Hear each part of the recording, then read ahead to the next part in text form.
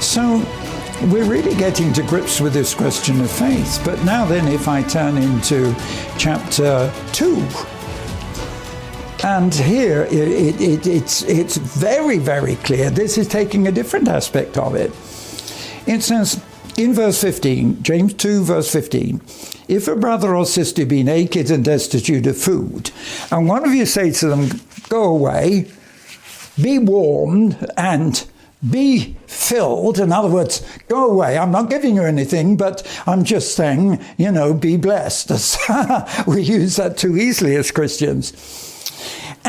But here James says, if you see someone who's in need and you simply speak to them and try and comfort them, but notwithstanding you don't give them the things that they need,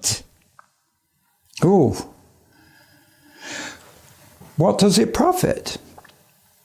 Even so, now, you see, we're coming on to things very strongly here, because even so, I want you to know in verse 20,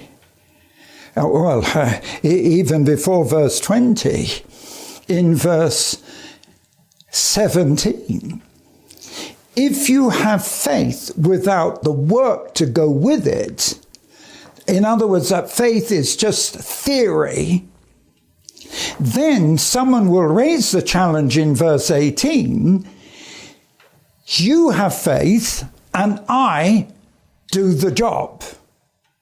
Show me your faith in the way that you do the job, and I will show you my faith by what I do. Oh boy, this is a challenge. It's a tremendous challenge, because what he's saying, and he says it in verse 20, he says faith without works is dead. In other words, if your faith is not something that's operational and practical, and something by which you're living, and something you're going to do something about, that faith is not faith. Faith is only evidenced by what you do, how you live. So I cannot find stronger words than James uses here. Faith without the work to accomplish it is dead. Dead faith. And so there are so many whose faith is dead, simply because it's in theory but never in practice. You see, again, coming back to that time when I had the throat cancer, 1964. What had happened? You see, I'd pioneered the church here.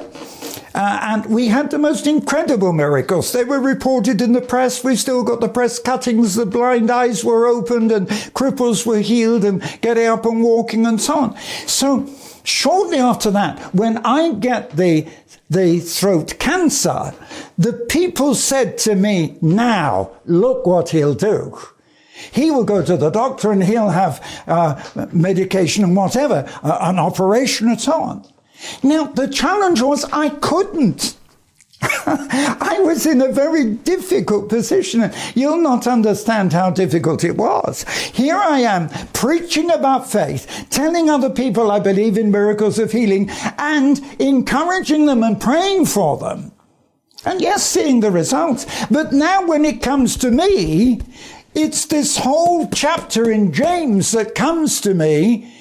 If I've got faith, it's got to work now.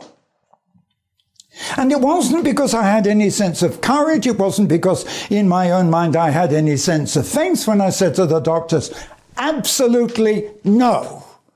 Because I knew that this was at the time one of the biggest tests of my life. Could I put into practice the faith that I was telling other people to do?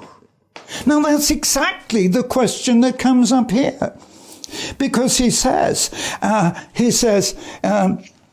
very easily, he says, one man will say, you have faith. Another one will say, I've got works.